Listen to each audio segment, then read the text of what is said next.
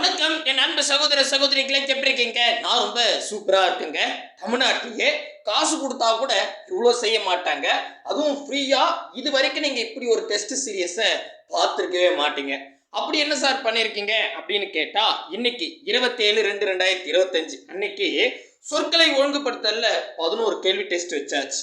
தொடர் வகைகள், இந்த செய்வினை, செயற்பாட்டு வினை, தன்வினை, பிறவினைன்னு சொல்லுவாங்க இல்லையா, அதுல ஒரு 15 கேள்வியும், ஒருமை பன்மை பிழையை சரி செய்து தொடரை ஆக்குதல், இதுல ஒரு 10 கேள்வியும், இந்த மரபு தமிழ், திணை மரபு, இளமை பெயர், ஒளி மரபு, வினை மரபு, தொகை மரபுலாம் கொடுத்துருப்பாங்கல்ல நம்ம சிலபஸ்ல, அதுல ஒரு 19 கேள்வியும், அதுக்கப்புறம் இந்த காலம், இறந்த காலம், நிகழ்காலம், எதிர்காலம், இதை பேஸ் பண்ணி கொஸ்டின் கேட்பாங்க, அதுல ஒரு 15 கேள்வியும், நிறுத்தல் குறியீட்டுல ஒரு 11 கேள்வியும், மொத்தம் 81 கேள்வி. இந்த 81 கேள்வியும் 2022 இருந்து 2024 வரைக்கும் டிஎன்பிஎஸ்சி எக்ஸாம்ல கேட்கப்பட்ட கேள்விகள் தான் உங்களுக்கு தொகுத்து கொடுத்துருக்கோம். இதே மாதிரி இந்த ஒரு யூனிட்ல பாத்தீங்கன்னா 5ல இருந்து 6 நாள் உங்களுக்கு பிராக்டிக்ஸ் கொடுக்க போறோம். கிட்டத்தட்ட ஒரு 400க்கு மேற்பட்ட கேள்விகள் இந்த ஒரு தலைப்புல பிராக்டிக்ஸ் கொடுக்க போறோம். இதை மட்டுமே நீங்க பிராக்டிக்ஸ் பண்ணாவே போதும், இந்த யூனிட் கம்ப்ளீட்டும் பண்ணிடலாம், முழு மதிப்பெண்ணும் வாங்கிடலாம். சூப்பரே. இந்த டெஸ்ட் சீரியஸை நான் எப்படி ஜாயின் பண்றது, எப்படி இந்த டெஸ்ட் ஃப்ரீ டெஸ்ட்லாம் எழுதுறது அப்படின்னு தெரிஞ்சுக்கணும்னா இந்த வீடியோவை கொஞ்சம் கூட ஸ்கிப் பண்ணாம ஃபுல் வீடியோ பாருங்க. முக்கியமாக நம்ம சேனலுக்கு நீங்கள் புதுசாக இருந்தால் சப்ஸ்கிரைபிள் பண்ணி வச்சுங்க. கூடவே பக்கத்தில் இருக்கிற பெல் ஐக்கானை ப்ரெஸ் பண்ணி ஆல்னு இருக்கும், அதை செலக்ட் பண்ணிட்டீங்கன்னா நம்ம போடுற வீடியோ உடனுக்கு நோட்டிஃபிகேஷனாக வரும். இந்த வீடியோ பிடிச்சிருந்தா லைக் பண்ணுங்கள், உங்கள் ஃப்ரெண்ட்ஸுக்கு ஷேர் பண்ணி விட்டுருங்க. முதல்ல நான் டீட்டெயிலாக எல்லாத்தையும் சொல்லிடுறேன் என்ன பண்ணியிருக்கேன் அப்படின்னு, அதுக்கப்புறமா எப்படி இதில் ஜாயின் பண்ணலான்னு சொல்கிறேன். சரிங்களா? ஃபஸ்ட்டு பார்த்தீங்கன்னா நம்மளுடைய குரூப் 4க்கு பொதுத்தமிழ் சிலபஸ் சேஞ்ச் பண்ணிட்டாங்க. இலக்கணத்துக்கு தான் முக்கியத்துவம் கொடுத்துருக்காங்க, அது உங்களுக்கு நல்லாவே தெரியும். அதில் மொத்தம் 7 யூனிட்டாக பிரித்து கொடுத்துருக்காங்க. அதில் ஃபஸ்ட்டாக நம்ம 3வது யூனிட் எடுத்துக்கிட்டேங்க. 3வது யூனிட் என்ன எழுதியிருப்பாங்கன்னா எழுதும் திறன் அப்படின்னு சொல்லியிருப்பாங்க. 15 கேள்விகள் கேட்குறோம் அப்படின்னு சொல்லிட்டாங்க. இதில் நம்ம ப்ளூ பிரிண்ட் ஆல்ரெடி உங்களுக்கு ஒரு தனி வீடியோவில் சொல்லியிருக்கோம், இருந்தாலும் ஒரு முறை ரீகால் பண்ணிடுறேன். ஃபஸ்ட்டு பார்த்தீங்கன்னா ரோமன் லெட்டர் 1ல் பார்த்தீங்கன்னா 7லேருந்து 8 கேள்வி வரைக்கும் கேட்பாங்க. ஏன்னா இதில் சொற்களை ஒழுங்குபடுத்துதல் அதில் ஒரு கேள்வி வரும், ஒரு கேள்வி. சரிங்களா? அதுக்கப்புறம் இந்த தொடர் வகைகள்னு சொல்லிட்டு தன்வினை, பிறவினை, செய்வினை, செயல்பாட்டு வினை, அதுக்கப்புறம் இந்த தலைப்பில் 4 கேள்வியிலேருந்து 5 கேள்வி வரைக்கும் கேட்க நிறைய வாய்ப்பு இருக்குது. அதுக்கப்புறம் இந்த ஒருமை பன்மை பிழை திருத்துதல் பார்த்தீங்கன்னா ஒரு 1 அல்லது 2 கேள்வி கேட்க வாய்ப்பு இருக்குது. ஆக்சுவலி நல்லா பார்த்தீங்கன்னா இந்த தொடர் வரிசையில் 4 கேள்வியும், இந்த சொற்களை ஒழுங்குபடுத்தல் ஒருமை பன்மையில் மேபி 2லேருந்து 3 கேள்வியும், கிட்டத்தட்ட 7லேருந்து 8 கேள்வி வரைக்கும் இந்த தலைப்பில் எதிர்பார்க்கலாம். அப்படி தான் வரும், ஏன்னா சிலபஸ் கம்மி இருக்கு. சரிங்களா? 15 கேள்வி கேட்கணும் இல்லையா? ரைட்டுங்க. இதே நீங்கள் ரோமன் லெட்டர் 2 எடுத்துக்கிட்டா இதில் பார்த்தீங்கன்னா இந்த மரபு தமிழ் அப்படின்னு சொல்லிட்டு இருப்பாங்க. இந்த திணை மரபு, அதுக்கப்புறம் நிறைய மரபு பற்றி தான் இருக்கும். சரிங்களா? ஸோ இந்த மரபுக்கு ரிலேட்டடாக பார்த்தீங்கன்னா நமக்கு 4லேருந்து 5 கேள்வி கேட்க வாய்ப்புகள் அதிகமாக இருக்குது. அதுக்கு அடுத்ததாக இதில் பார்த்தீங்கன்னா காலம் அப்படின்னு சொல்லியிருப்பாங்க. தோருக்கு பார்த்தீங்களா? ஸோ இதுதான் சொன்னேன், இறந்த காலம், நிகழ்காலம், எதிர்காலம், இதுக்கு ரிலேட்டடாக கொஸ்டின் கேட்பாங்க. இதில் 1 அல்லது 2 கேள்வி கேட்க நிறையவே வாய்ப்பு இருக்குது. அதுக்கு அடுத்ததாக அப்படியே கேள்வி வந்தீங்கன்னா அங்கே பாருங்க, நிறுத்தல் குறியீடு அப்படின்னு கொடுத்துருப்பாங்க. இதில் 2லேருந்து 3 கேள்வி கேட்க வாய்ப்பு இருக்கு. சரிங்களா? ஸோ மேலே இருக்கிற ரோமன் லெட்டர் 1ல் 7லேருந்து 8 கேள்வி கேட்பாங்க. இதில் 6லேருந்து 7 கேள்விகள் கேட்க வாய்ப்பு இருக்கு. இவ்வளோதான், முடிஞ்சே போச்சு. 15 கேள்வி இதில் சொல்லையா முழு மதிப்பெண்ணே வாங்கிடலாம். ஏன்னா இதுக்கு முழுக்க நோட்ஸுன்றது பார்த்தா என்னை கேட்டால் ஒரு 10லேருந்து 20 பக்கத்தில் தான் இருக்கும். இதுக்கு கம்ப்ளீட் நோட்ஸ், ஓகேங்களா, புக்கில் இருக்கிறது. ஸோ ஆனால் நமக்கு ஒரு 10லேருந்து 15 தாங்க இருக்கும், 20 கூட போகாது. நான் ரெடி பண்ணி தரேன், உங்களுக்கே தெரியும் பாருங்க. ஸோ அப்படி பார்த்தா ஒரு 10லேருந்து 15 பக்கம் தான் படிக்க வேண்டியது இருக்கும் கான்செப்ட். மீதி எல்லாமே முழுக்க ப்ராக்டிக்ஸ் மஸ்ட்டுங்க. எவ்வளோக்கு எவ்வளோ நீங்கள் ப்ராக்டிக்ஸ் எடுக்கிறீங்களோ அவ்வளோக்கு எவ்வளோ நீங்கள் முழு மதிப்பெண் வாங்கிடலாம். ஒரு உதாரணத்துக்கு சொல்கிறேனே உங்களுக்கு புரிதலுக்காக. சரிங்களா? இப்போ மேக்ஸ் எடுத்துப்போம். அதில் பார்த்தீங்கன்னா தனி வெட்டின்னு இருக்குன்னு வச்சுங்க. தனி வெட்டியில் நம்ம புக்கில் அவ்வளோவா இருக்காது, ஒரு 30 கேள்வி இருக்காதுன்னு வச்சுங்க. 30 கேள்வியிலேருந்து டைரக்ட் கொஸ்டின் கேட்க மாட்டாங்க. ஆனால் அந்த 30 கேள்வியோட மாடலை பேஸ் பண்ணி மதிப்பை மாற்றி வித்தியாசமான கேள்விகள் கேட்பாங்க. ஆனால் நீங்கள் புக்கில் இருக்கிற சம்ஸை ஒர்க் அவுட் பண்ணால் அந்த வேல்யூஸ்லாம் மாற்றி எக்ஸாமில் கேட்குறாங்க இல்லையா, அதுக்கு ஈஸியாகவே போட்டுற முடியும்.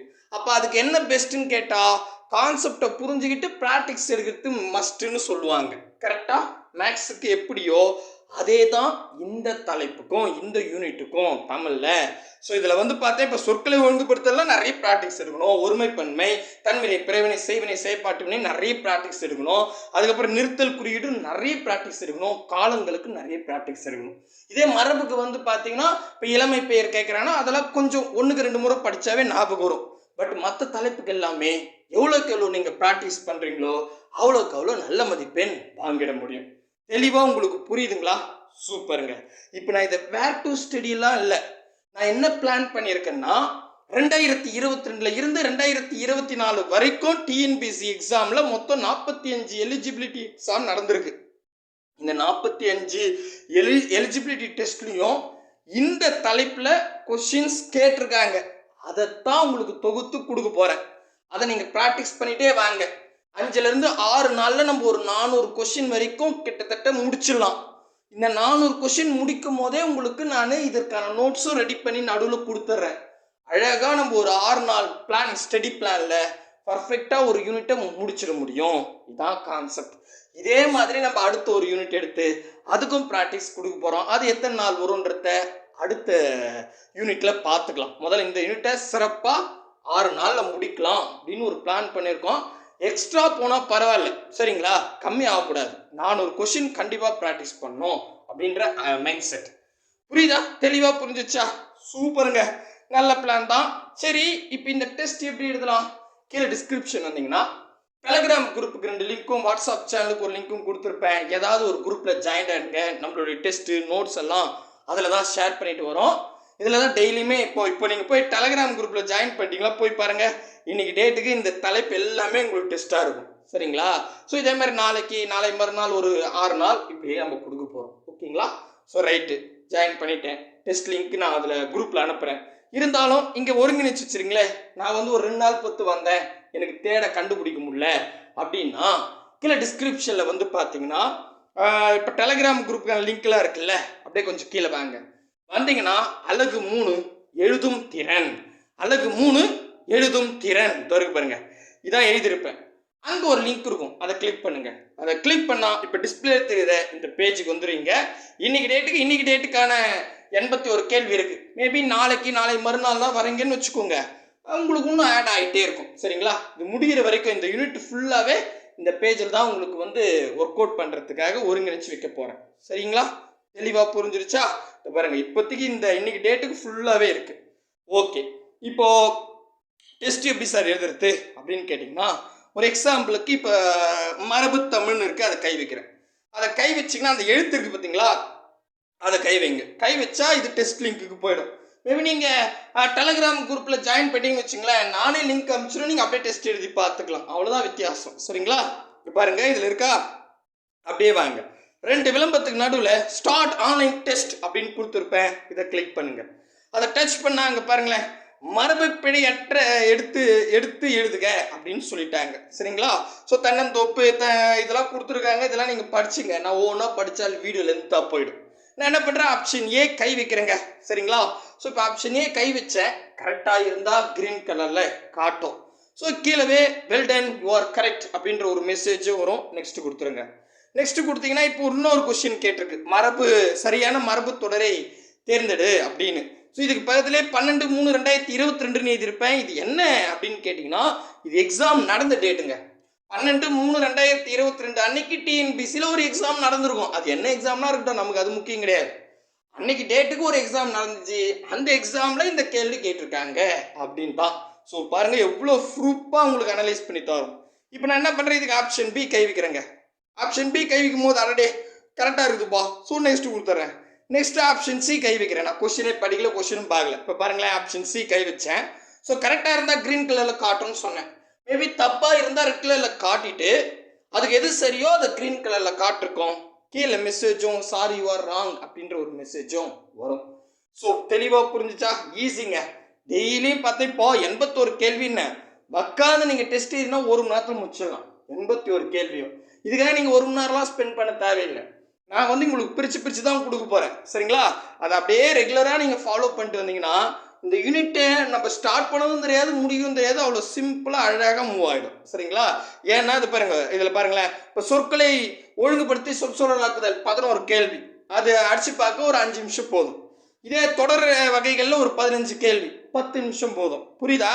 ஒருமை பன்மை வந்து பார்த்தா ஒரு 10 கேள்வி 5 நிமிஷம் போதும். இதே வந்து பார்த்தீங்கன்னா மரபுன்றது வந்து கொஞ்சம் அதிகமாக இருக்குது, 19 கேள்வி 1/4 மணி நேரம் ஆகும். ஸோ இந்த மாதிரி டைம் பிரித்தேன், நான் ஒரு டீ குடிக்க போகிறேன்பா அப்படின்னா ஒரு 10 கொஸ்டின் அடித்து பார்த்துக்கின்னு டீ குடிச்சிட்டு அடித்து பார்த்துக்கலாம். வேறு வழி கிடையாது. கொஞ்ச நாள் கஷ்டப்படுங்க, எக்ஸாம் வரைக்கும். எக்ஸாம் முடிச்சுட்டு வேலைக்கு போயிட்டு போகிறா யார் உங்களை படிக்க சொல்ல போகிறாங்க? அருமையாக லைஃப் செட்டில் ஆகிடலாம். சரிங்களா? கொஞ்சமாவது கஷ்டப்படணும். நான் வந்து அதிக கஷ்டப்படணும்னு சொல்ல, கொஞ்சமாக கஷ்டப்பட்டாவே போதும், எளிமையாக பாஸ் பண்ணிடலான்றதுக்கு தான் இந்த ஸ்டெப்லாம் நம்ம செஞ்சுருக்கோம். கண்டிப்பாக இந்த பிளான் உங்களுக்கு யூஸ்ஃபுல்லாக இருக்கும்னு நினைக்கிறேன். தொடர்ந்து ஃபாலோ பண்ணுங்கள். சரிங்களா? சப்போர்ட் எவ்வளோக்கு எவ்வளோ நீங்கள் டெஸ்ட் எழுதுறீங்களோ நாங்கள் ரெடி. நம்மளுக்கு கடல் மாதிரி கிடக்குது. நீங்கள் வந்து மீனை எங்கே பிடிக்கிறீங்களோ அவ்வளோதான். எந்த இடத்துல மீனை போட்டால் அள்ள முடியுமோ அள்ளணும். அது உங்கள் கையில் தான் இருக்குது. நாங்கள் கொடுத்துட்டே இருப்போம்னா நீங்கள் கூட ஃபாலோ பண்ணிட்டே வந்தீங்கன்னா ரொம்ப ஈஸியாகவே பாஸ் பண்ணிட முடியும். சரிங்களா? ஓகே, வளவலன்னு பேசலப்பா. கண்டிப்பாக இந்த டெஸ்ட் பிளான் உங்களுக்கு யூஸ்ஃபுல்லாக இருக்கும்னு நினைக்கிறேன். இதை நீங்கள் எந்த அளவுக்கு நீங்கள் கொண்டு போகிறீங்களோ அடுத்த யூனிட்டு இதே மாதிரி சிறப்பாக செஞ்சிடலாம். நான் இந்த மறுபடியும் சொல்கிற நோட்ஸ் வந்து கேட்காதீங்க. நான் இந்த 6 நாளுக்குள்ளே இந்த தலைப்புக்கு ஃபுல் நோட்ஸ் புக்கில், புது புக்கு பழைய புக்கில் இருக்கிறத ஒருங்கிணைச்சி கொடுத்துட்றேன். அதனால் ரொம்பலாம் இருக்காது. நான் இப்போ தான் சொல்கிறேனே, மேக்ஸிமம் 20க்குள்ளே தான் இருக்கும் பேஜஸ். அது வந்து புக்கில் இருக்கிற கண்டென்ட். ப்ராக்டிக்ஸுக்கு நீங்கள் ஆன்லைன் டெஸ்ட் எழுதிக்கணும். சரிங்களா? பிளான் புரிஞ்சிருச்சா? ஓகேப்பா, கண்டிப்பாக உங்களுக்கு ரொம்ப யூஸ்ஃபுல்லாக இருக்கும் அப்படின்ற நம்பிக்கையோடு இந்த வீடியோ முடிச்சுக்கிறேன். அடுத்த வீடியோவில் சந்திக்கலாம். பாய் பிரதர் அண்ட் சிஸ்டர்.